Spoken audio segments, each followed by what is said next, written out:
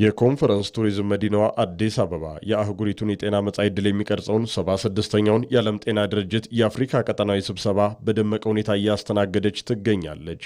የጤና ሉዓላዊነትን ለማረጋገጥ ሁለንተናዊ ጥረት እያደረገች ያለችው ኢትዮጵያ በዘርፉ ያበበውን በጎ ተሞክሮ ለአፍሪካውያን ሀገራትና ለዓለም አቀፍ ተቋማት በጋራ መድረክ ላይ እያካፈለች ነው። ጉባኤውን በይፋ የከፈቱት ፕሬዝደንት ታዬ አጽቀሥላሴ አፍሪካ ከባዕዳን የፋይናንስ ጥገኝነት ተላቃ ወደ ዘላቂ ሀገራዊ የገንዘብ ምንጭ መሸጋገር እንዳለባት አጽንኦት ሰጥተዋል። We must not simply adapt to reforms designed elsewhere. Africa must be able to shape its own agendas by her own. በሌላ ቦታ የተቀረጹ ሪፎርሞችን ዝም ብለን መቀበል የለብንም። አፍሪካ የራሷን አጀንዳዎች በራሷ ልትቀርጻቸው ይገባል። ከኬፕ ታውን እስከ ካይሮ፣ ከዳካር እስከ ጅቡቲ፣ ከናይሮቢ እስከ ራባት፣ ከማላምቦ እስከ ሞሪሼስ እና በሁሉም አፍሪካ የህዝባችንን ጤናና ደህንነት የመጠበቅ አቅምና ፍላጎት አለን።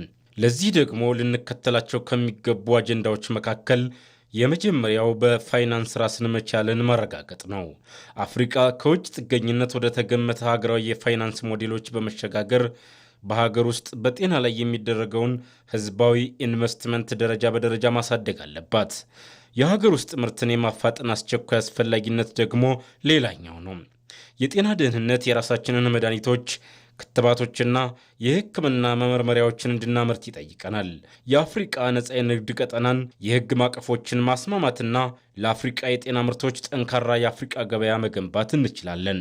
ፕሬዝደንቱ አክለውም ኢትዮጵያ እንደምንጊዜም ለአፍሪካ ሀገራት ጥንካሬና እድገት የምታደርገው አሁንም ቢሆን የጸናና የማይወላውል መሆኑን አረጋግጠዋል። Africa's next health chapter must be defined by ownership over dependency. የአፍሪካ ቀጣዩ የጤና ምዕራፍ ከጥገኝነት ይልቅ ባለቤትነት፣ ከተበታተነ አሰራር ይልቅ ውህደት፣ ከወሬ ይልቅ በተግባራዊ እርምጃ የሚገለጽ መሆን አለበት።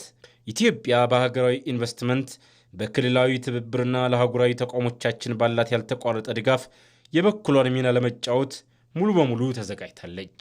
የጤና ሚኒስትሯ ዶክተር መቅደስ ዳባ በበኩላቸው ኢትዮጵያ በጤናው ዘርፍ ያስመዘገበቻቸው ውጤቶች የመደመር እይታ ለዜጎች ጤናና ደህንነት የሰጠውን ከፍተኛ ትኩረት ማሳያ መሆናቸውን በማሳያ አብራርተዋል።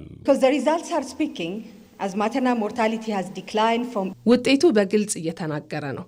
የእናቶች ሞት በ2000 እንደ አውሮፓውያኑ አቆጣጠር ከነበረበት ከ100 ሺህ በህይወት ከሚወለዱ ህጻናት 871 ሞት በ2024-25 በተደረገ ጥናት ወደ 141 ቀንሷል። የመጀመሪያ ደረጃ ጤና ክብካቤ አሃድ ሽፋን ከ64 በመቶ ወደ 86.3 በመቶ አድጓል። የጤና ባለሙያዎቻችን ብዛትም ከ212185 ወደ 325000 በላይ አድጓል። እነዚህ የወረቀት ቁጥሮች ብቻ አይደሉም። እነዚህ በወሊድ ወቅት የእናቶችን ህይወት መታደግ፣ 5ኛ ዓመት ልደታቸውን ለማክበር የሚበቁ ህፃናትን የህክምና አገልግሎት የሚያገኙ ማህበረሰቦችንና ህዝባችንን በየቀኑ የሚያገለግሉ የጤና ባለሙያዎችን ይወክላሉ። ዘላቂና ጠንካራ የጤና ስርዓቶችን መገንባት ብቻውን በቂ አይደለም። የጤና ስርዓት በፋይናንስ በኩልም ዘላቂ መሆን አለበት። የማህበረሰብ አቀፍ የጤና መድህን አሁን በሀገር አቀፍ ደረጃ 91 በመቶ ወረዳዎች ላይ መድረስ ተችሏል። ከ69 ሚሊዮን በላይ ዜጎች የማህበረሰብ አቀፍ ጤና መድህን ተጠቃሚ ሆነዋል። በኢትዮጵያ በሀገር ውስጥ የሚመረቱ መድኃኒቶችና የጤና ምርቶች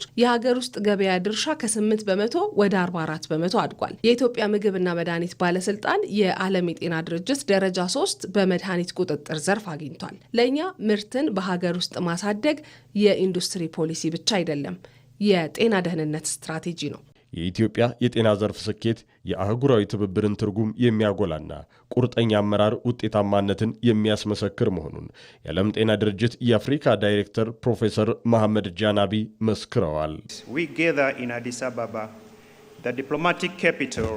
በአፍሪካ የዲፕሎማሲ መዲናና የአፍሪካ ህብረት መኖሪያ በሆነችው አዲስ አበባ መገኘታችን የበርካታ ትውልድ የአፍሪካ መሪዎች የተሰባሰቡባት፣ ወንድማማችነትን ያጠናከሩባትና የአህጉራችን መጻኢ ዕድል የቀረጹባት በመሆኗ እጅግ ተገቢ ያደርገዋል። በተጨማሪም ኢትዮጵያ በዚህ ዓመት መጀመሪያ ላይ ለመጀመሪያ ጊዜ የተከሰተውን ማርበርግ ቫይረስ በስኬት በመቆጣጠሯ እንዲሁም በማህፀን ጫፍ ካንሰር መከላከልና ምርመራ ያሳየችውን ተከታታይ እድገት እናደንቃለን። እነዚህ ስኬቶች መሪነት፣ ሳይንስ፣ ዝግጁነትና ማህበረሰብ ለአንድ ውጥን ግብ ሲተባበሩ ምን ማድረግ እንደሚቻል የሚያሳዩ ናቸው። በአዲስ አበባ እየተካሄደ የሚገኘው ይህ ጉባኤ የጤና ሉዓላዊነቷን እያረጋገጠች ያለችውን ኢትዮጵያ ስኬት ለአህጉሪቱ ማሳያ ከማድረጉም በላይ አፍሪካ በራሷ አቅም የምትቆምበትን አዲስ የጤና መጻኢ ዕድል መንገድ የሚቀይስም ነው።